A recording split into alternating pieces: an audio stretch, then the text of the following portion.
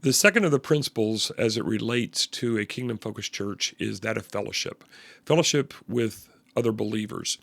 And fellowship is often misunderstood in our day. We think of eating together as fellowship. In fact, we call them fellowship dinners. And there's nothing really wrong with that, but fellowship is so much more than that. A lot of times what we think of as fellowship is really not much more than a shared experience. We go to a conference together, we have a Bible study together, we have a meal together. And again, all of those are important, they're good, but fellowship is much deeper. In fact, if we look at Paul's words in Philippians chapter 3, he said, I want to share in the fellowship of the sufferings of Jesus. Well, that's not talking about eating a meal or going to a conference. That is being truly intimate and understanding of what another person is going through. And so that's what we need to think about fellowship.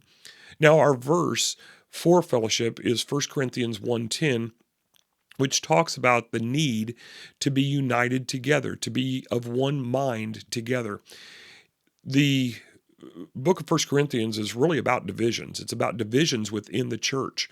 All of the letters that Paul wrote, and Peter and others for that matter, had to deal with problems that were in the early church.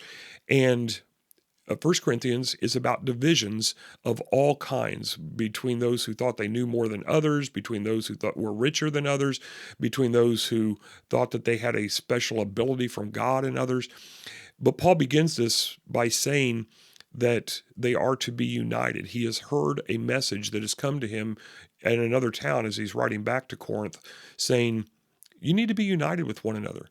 And what's fascinating about this, in the first 9 verses of 1 Corinthians chapter 1, we see the word Jesus or Christ or some combination thereof many, many times. I think it's 9 times in those first 9 verses.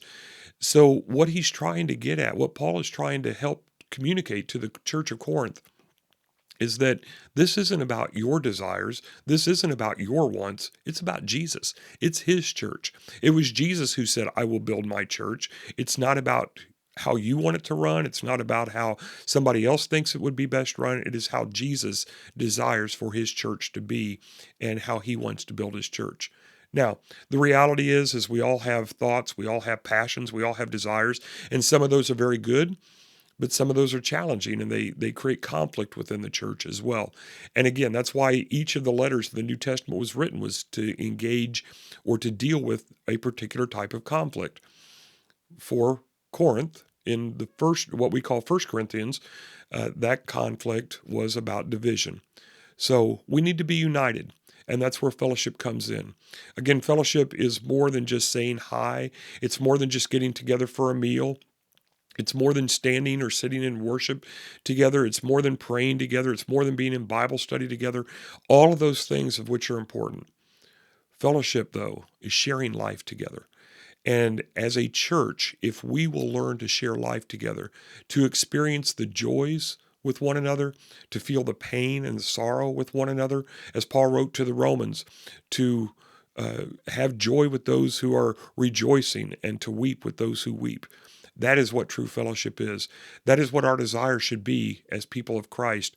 And that is what the you of our journey represents, is fellowship. You for unite.